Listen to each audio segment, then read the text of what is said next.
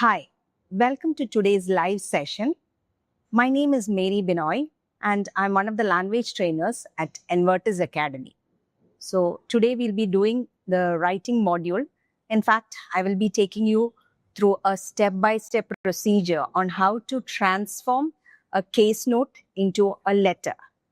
So as you know, writing is one of the modules in OET. Whatever profession you are, when you're writing an OET exam, you need to attempt writing and you have to do a letter. Well, when you do a letter, as you know, there are different criteria. The 6 criteria for a letter are purpose, content, conciseness and clarity, genre and style, organization and layout, and language. So we need to write a letter that's criteria based. And for that, we need to know how to transform this particular case note into a letter. So before we start off with choosing and writing a letter, let's just wait for the others also to join us.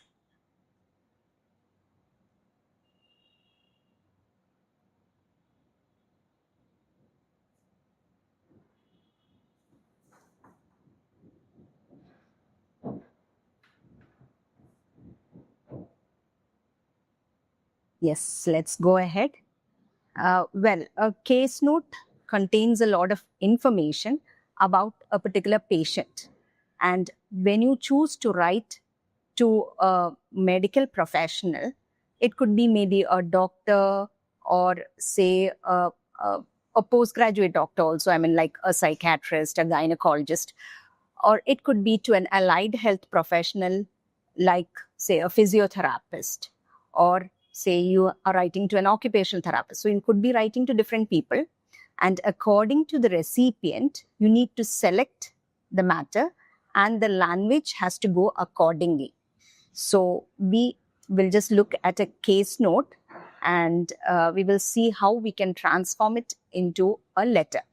So you would realize that when you look into a case note, at the top, you have the time allocated for this. It says reading time and writing time. Well, the reading time, 5 minutes, is for you to go through the case note. During this time, see to it that you read every word that is given in your case note and do not think maybe this is not important or maybe I need not read it. Your eye should go to every bit of detail given in the case notes. And once you're sure that you have read the whole thing, then you can start selecting, maybe just mentally, because during the 5 minutes, as you're aware, you're not supposed to use your pencil, your pen, or your eraser, or anything, any of the stationery. The time is completely for reading the case note. So once you've read the case note, then once the 5 minutes is over, you can start selecting. So let's just go through this procedure and how it's done. So a case note, basically, as I said, contains a lot of detail. So when you take the case note, the first thing that you should be looking into, as you can see on the screen, you can see the case note. The first thing that you should be looking into is, what are you? So here it said, you are a registered nurse working in St. Rudd's International Hospital, Kent, UK. So you're a registered nurse. Now, the next thing that you must look into is the writing task. Now, the writing task says, using the information in the case notes, write a referral letter to local community nurse, Community Center, Kent, requesting home visits for speedy recovery. So you now have the information as to whom to you're writing and what are you writing for. So what you're going to underline is, you're going to underline the portion of referral letter, the local community nurse, Community Center, Kent, requesting home visits for speedy recovery. Now, once you have done that, you just have got basic information. You don't have an idea as to what has to be actually done and what needs to be done by the nurse during these home visits. So to understand that, you go to your the lines just above the writing task, which would most probably be your discharge plan or your management.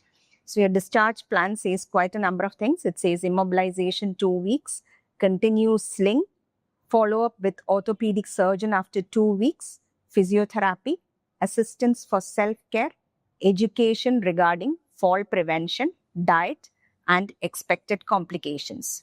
Now, what all would you tick or what all would you select for your case note? Yes, I can see the answers coming up. Yes, exactly. The first thing I would be taking is the assistance for self-care, then the education regarding fall prevention, diet, and expected complications. Yes, the immobilization 2 weeks, continuous sling, right? Yes, and yes, follow up with orthopedic surgeon after 2 weeks. So basically, almost everything has been ticked. So we have a fair enough idea about what is required. Now we go on to the start of the letter or the case note, the case note. So the case note starts with the patient's name. Yes, you need that. The age, 60 years. Then usually when I tick, I just skip the history, both the medical history and the social history, and then go on to the rest of the information, then come back to the history, because I feel that that's the order that we usually write. So I keep with the order of how we write it. So I go to the next detail, which is admission date, the discharge date. Then we go on to what is the details. So we start with, there's a date there, 16/5/2020. Then there is the information, fall at home, shoulder dislocation and multiple injuries in arm. Okay. And then we have headache and an episode of vomiting, no LOC. Okay, let's just keep it there. We'll see if we require it or not. The next subheading says subjective. Complained about severe pain in head and shoulders, visibly deformed and out of place shoulder, swelling present. Okay, so we need the information. We have ticked that. Then we have certain vital parameters that are given, like temperature, BP, respiration, SpOT. So all those are not required. Then we come to the management. Management says non-steroidal, anti-inflammatory drug and analgesic care is required. And then we have close reduction and application of sling. Yes, once we have done that, now we go back to the history. So once we have done this, we must remember that there is history left. We hadn't chosen the information from there. The medical history says about a lot of things. Now, what we require is, yes, osteoporosis, Alzheimer's, yes, jaundice not required, no DM not required, no neurological illnesses, yes, not required. We go to the social history, where in the social history it says widow, lives alone after husband's death, difficulty in walking and self-care. Yes, that is required, because as we can understand, we can relate it to the information that was given in the discharge plan, which says that assistance for self-care. So this is exactly the information that we require. Difficulty in walking and self-care. Frequent depression and suicidal behavior, visits a psychologist twice in a month, not required. Okay, so the portion about lives alone could also be taken. Okay, now we have chosen information. Once we have selected, the next procedure that we have to do is organize it. So how do we organize? So as we know, the first paragraph includes the 3 Ps, starting with the full name of the patient, the present condition of the patient, and the purpose of your letter. So when the 3 Ps come together, we have a good introduction. So what is the patient's name? We can see the patient's name is Mrs. Natalia Romanova, and we know that she has undergone a close reduction. Okay, so that is her present condition. And what is it that she requires? She requires home visits for a speedy recovery. So we now have the 3 Ps. The next paragraph would be the presenting complaint, or what she has actually told the doctor or whoever she sees. So you're the registered nurse, she's told you about certain things, or what she has presented with. So first we have to go with the subjective information. Then you go with the information that is given right above it, that is a shoulder dislocation. And then we say about the management. So we have told about the subjective, the objective, then the management. Once that is set, that's done, we go to the history. So the history, we have to get it into the right order. The sequencing should be right. First, we start with her difficulty in walking and self-care, followed by the osteoporosis and Alzheimer's. Again, here, I prefer telling the Alzheimer's first because that's the condition that was first noticed, and then go with osteoporosis. Once that is done, you could also add a semi-relevant information, which is lives alone. Okay, so that's also done. Once a history is done, then you go to the last paragraph. The last paragraph would obviously include the first information, which is assistance for self-care. Then we go with the education bit, followed by the immobilization and the use of sling. And the last information would be a follow-up with orthopedic surgeon after 2 weeks. Okay, now we know quite right what we are going to do. We have planned our letter. So once this planning is good, you're going to start writing your letter. Always see to it that you planned your letter in such a manner that when you start writing, you do not have to erase a lot and you're able to write continuously. Because every time you erase a sentence and write it again, you're wasting precious time. You have 40 minutes to complete your letter. It just doesn't mean just complete your letter and give it off. It means you have time to complete your letter, proofread your letter. And every time you proofread your letter, see that you read it like a critic. So you have to keep a checklist of what you need to check during your proofreading. Because some of us make mistakes in gender, whereas there are people who make mistakes in the prepositions used. Sometimes you make, mistakes in the names. You might, unknowingly add a I or a E somewhere and the name changes and you will lose marks. So please see that you have a checklist of what you have to check during your proofreading. And always, once you've written the letter, take a minute, just sit, just contemplate, and then do your proofreading. Because immediately if you start reading, you might not get a hang of what's wrong. And always when you're reading through your letter, look for mistakes, not just thinking, have a notion, okay, your letter is perfect and don't go with it.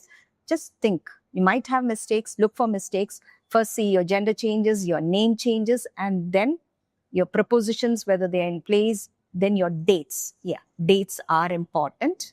Okay, so we'll just go through a letter sample.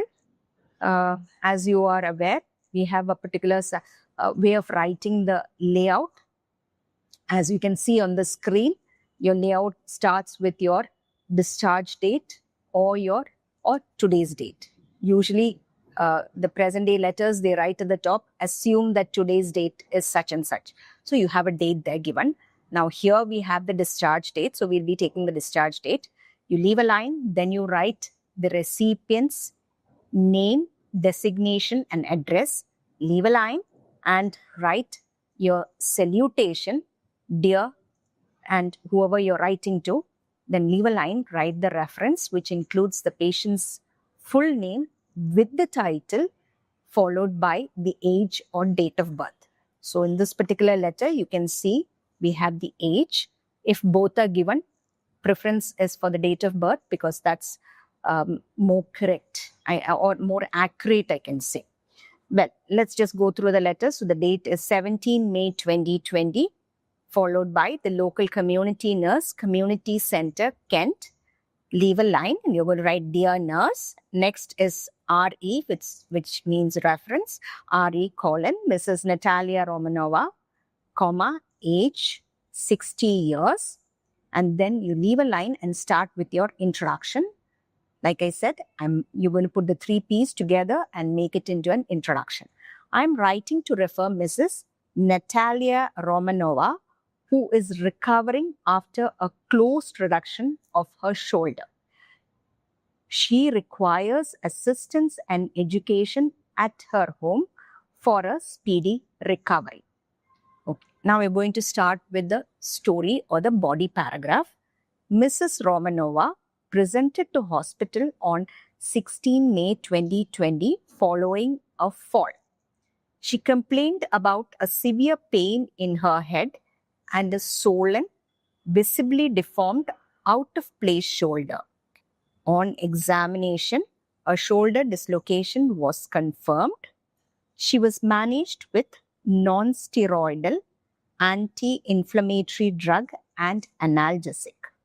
Later, she underwent the reduction and a sling was applied.